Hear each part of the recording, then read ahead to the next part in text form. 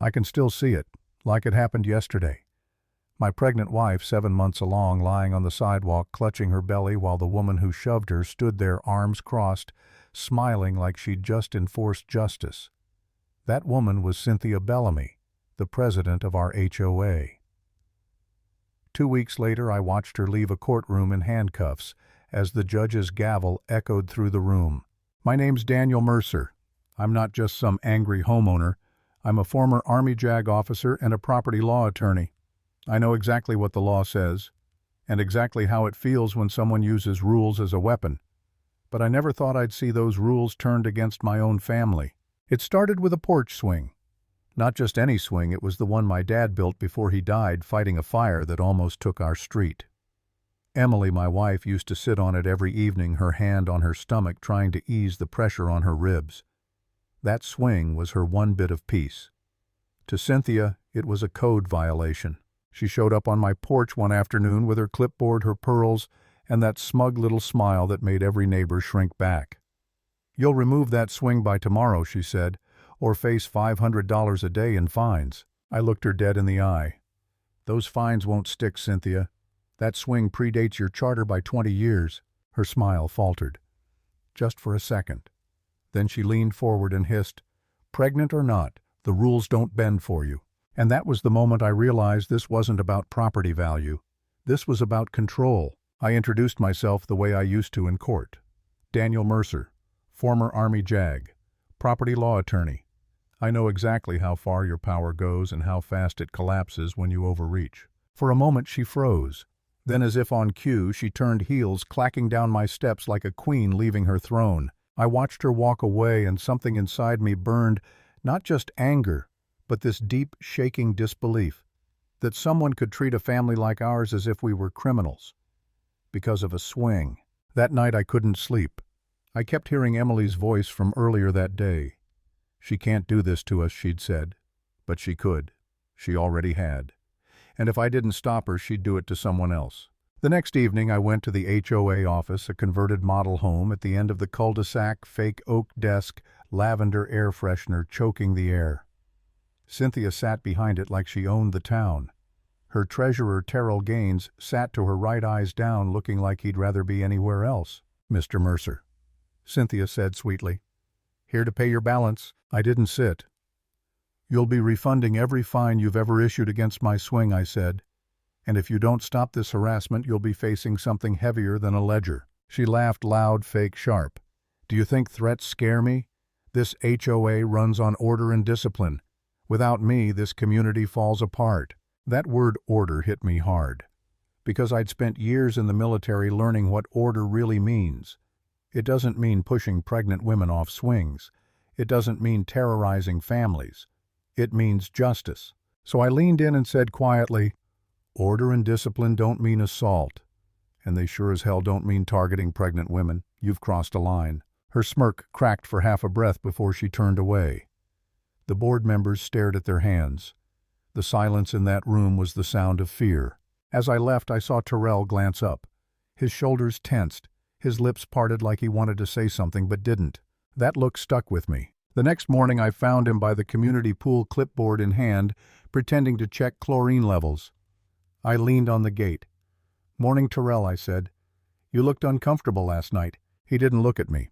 "I just do what the board asks." "Yeah," I said, "but sometimes doing nothing is the same as helping the wrong side." His jaw tightened. "You don't understand. She'll bury me." "She already has," I said. "You just haven't noticed the dirt yet." He froze, foot-tapping, shoulders slumping. Then, barely above a whisper, he said, "She's gone too far." That was all I needed to hear. By the time the next HOA meeting rolled around, rumors had started. People whispering that Cynthia had shoved my wife. Neighbors looking out through blinds, wondering if they'd be next. We showed up early. Emily insisted on coming even though I begged her to rest. "She won't stop if I hide," she said. "She needs to see me."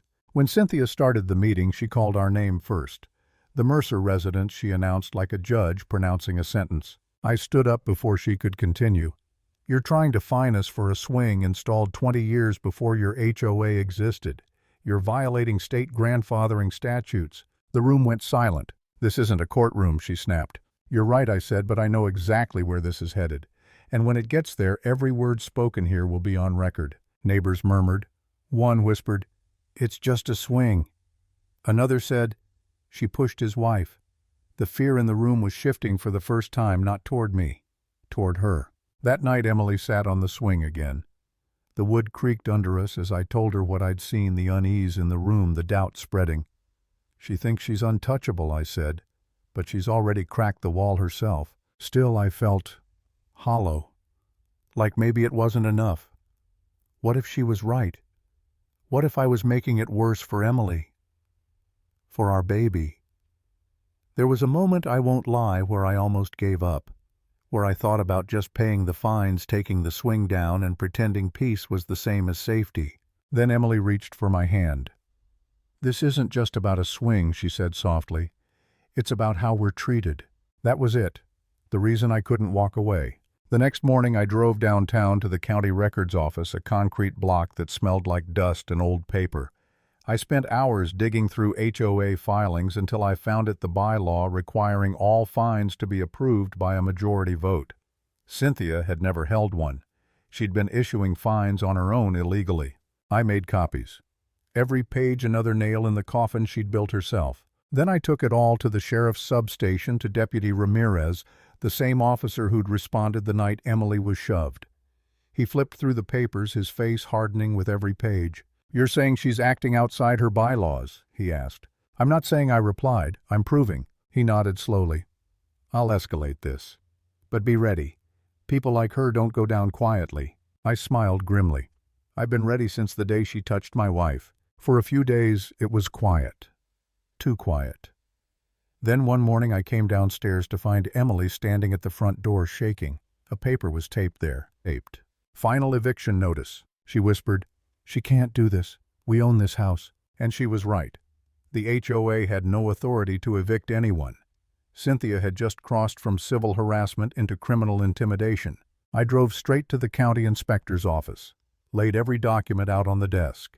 The inspector, a heavy-set man named Harris, adjusted his glasses and muttered, "If this is real, it's fraud, maybe even extortion." "It's real," I said, "and she assaulted my wife 2 weeks ago." He nodded, pulling a form from a drawer.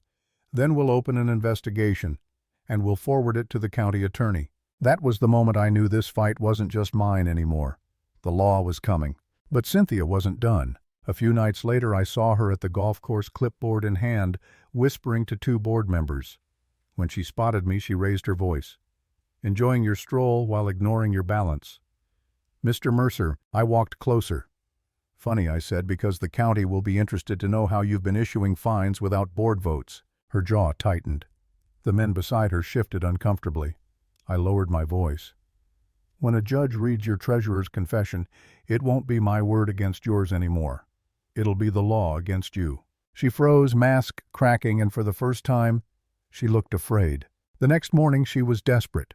That's when she called for an emergency HOA meeting, mandatory attendance at the local high school gym, a last attempt to take back her power. When Emily and I walked in, the bleachers were packed, neighbors whispering, staring.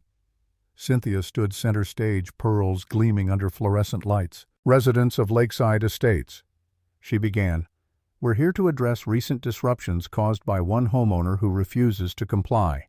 Her voice echoed confident, practiced, but the air felt different, heavy. I stood folder in hand, walked to the microphone. "What she hasn't told you," I said, "is that she's been falsifying votes, issuing illegal fines, and even trying to evict families from their homes." Gasps, murmurs. I held up the eviction notice. This was taped to my door. "An HOA cannot evict homeowners. This is fraud."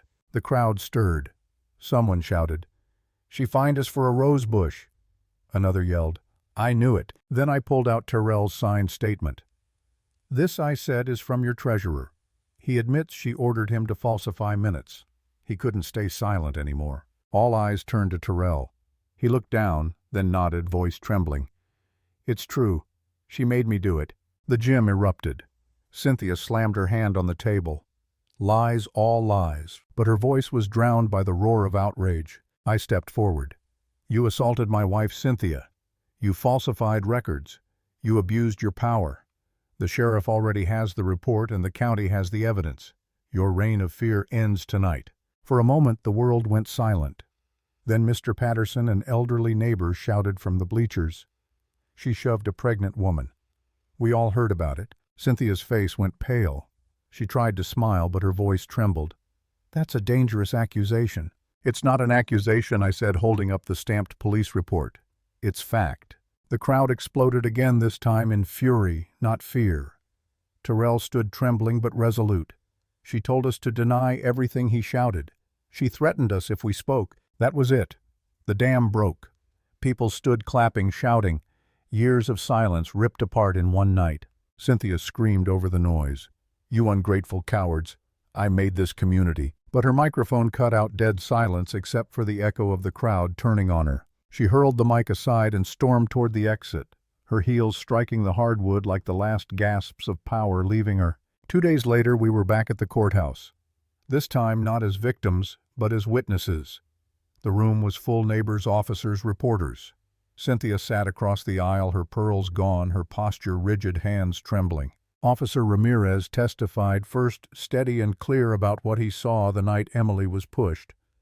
Then Terrell took the stand, breaking down as he described the falsified votes, the threats, the guilt. Cynthia's lawyer tried to paint her as a misunderstood leader, but the evidence spoke louder than words. When the judge's gavel slammed, it was final. This court finds sufficient cause to order the immediate arrest of Cynthia Bellamy on charges of assault, falsification of records, and abuse of authority. The room gasped. Deputies stepped forward, cuffs clicking around her wrists. She tried to protest, to plead, but no one listened. Not anymore. As she was led out, I caught Emily's reflection in the courtroom glass, tears in her eyes, but steady. The crowd erupted in applause, and in that sound I heard something I hadn't heard in months: peace. Cynthia Bellamy, the self-proclaimed queen of Lakeside Estates, was gone. And for the first time in years, the community she ruled by fear finally remembered what freedom felt like. Because in the end, power built on fear always collapses. Justice doesn't shout, it waits. And when it strikes, it echoes louder than any HOA gavel ever could.